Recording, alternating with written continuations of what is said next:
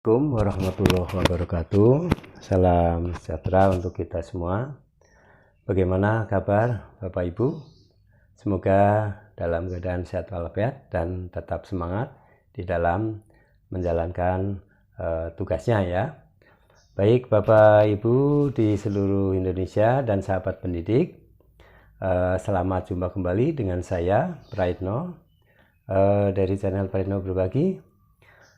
Dalam hal ini, kali ini ya, saya akan berbagi mengenai informasi tentang guru penggerak ya, program guru penggerak ini, yang tentunya pada selama ini kita ada ketidaktahuan ya, sehingga bertanya-tanya apakah program guru penggerak ini akan berjalan kembali, bisa berlangsung kembali, atau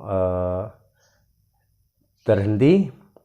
Misalnya nanti pada tahun 2024 tentunya kita akan memasuki ya pemilihan presiden ya. Nah, tentunya di sini biasanya bila presiden terpilih, maka akan menentukan kabinetnya, termasuk pada menteri pendidikan ya, Kementerian Pendidikan dan Kebudayaan, Mendikbudristek ya, tentunya akan dipilih oleh presiden karena menteri adalah wewenang atau hak prerogatif dari presiden.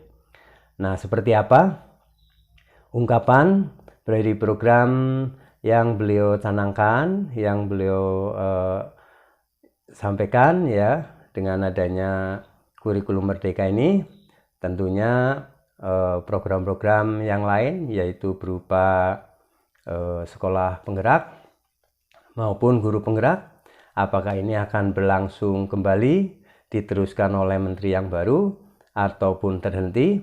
Mari kita simak ya penjelasan langsung dari Menteri Pendidikan, Kebudayaan, Ristek dan Teknologi ya, dari Pak Nadiem Makarim ya. Mari kita simak, kita perhatikan apakah dan seperti apa yang akan beliau sampaikan, dan simak video ini sampai selesai agar Bapak Ibu sahabat pendidik bisa mendapatkan gambaran dari Bapak Menteri langsung ya. Terima kasih. Selamat untuk mengikuti video ini ya. Terima kasih. Kemudian pertanyaan saya Bapak, apakah program guru penggerak ini tetap berjalan atau berlanjut jika nanti terjadi pergantian menteri? Terima kasih Bapak. Ini pertanyaan sangat berat juga untuk dijawab. Ya samalah, kecemasan saya dan kecemasan Bapak Ibu di sini sama kan. Ya kan, kita semua cemas, kita berlari seperti ini. Gimana nanti kelanjutannya, ya kan, setelah 2024 dan lain-lain. Nah, ini merupakan, jangan khawatir karena ini juga kecemasan kami, bukan hanya Bapak Ibu. Karena ini saya dapat pertanyaan ini dari Sabang sampai Merauke, pokoknya saya di semua daerah, sampai ke daerah perbatasan, pertanyaannya selalu ini, gimana Pak kalau kita udah terus maju seperti ini, gimana caranya Mas Menteri kita memastikan bahwa ini lanjut. Oke, pertama, semua kebijakan yang kita buat Bapak Ibu, semua kebijakan yang kita buat, selalu di awalnya kita menanyakan diri kita sebagai tim di Kemendikbudristek, kita selalu menanyakan ini seberapa sulit atau mudah diputar balik.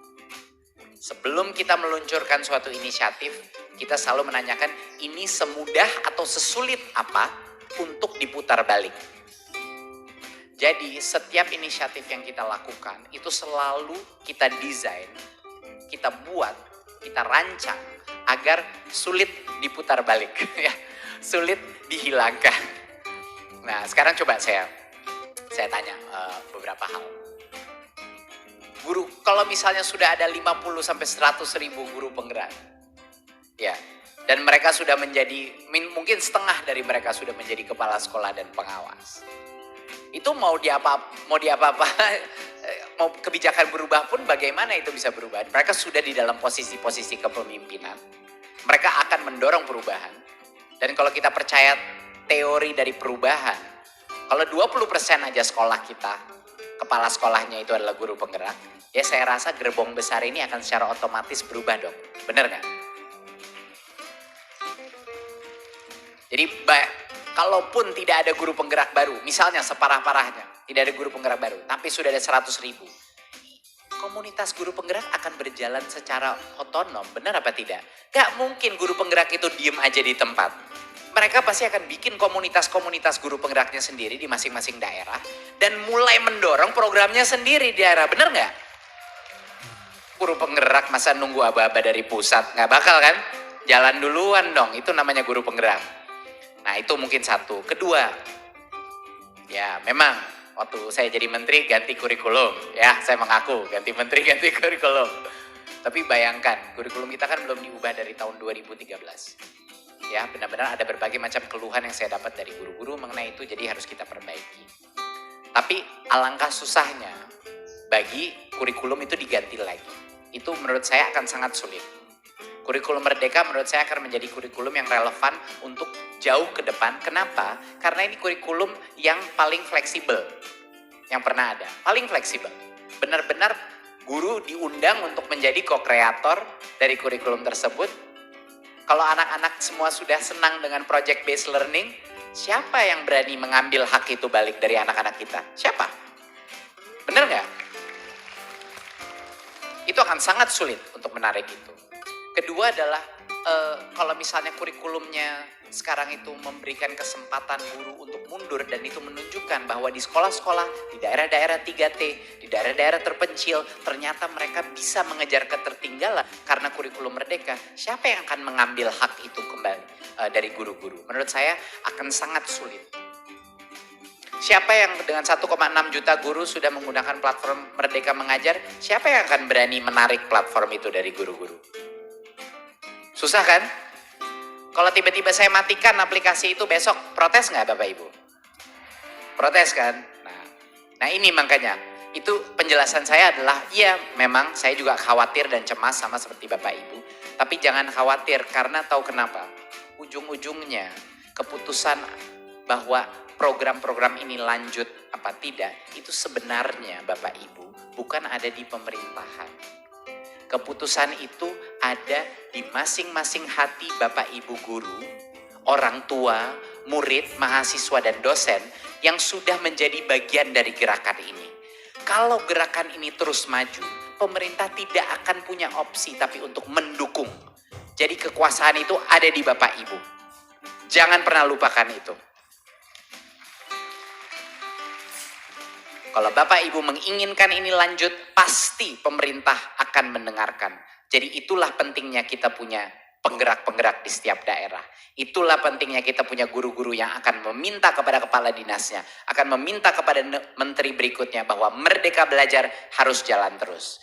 Kira-kira itu jawaban saya. Terima kasih. Terima kasih. Alhamdulillah, jadi udah tenang nih Bapak Ibu. Setelah 2024 tetap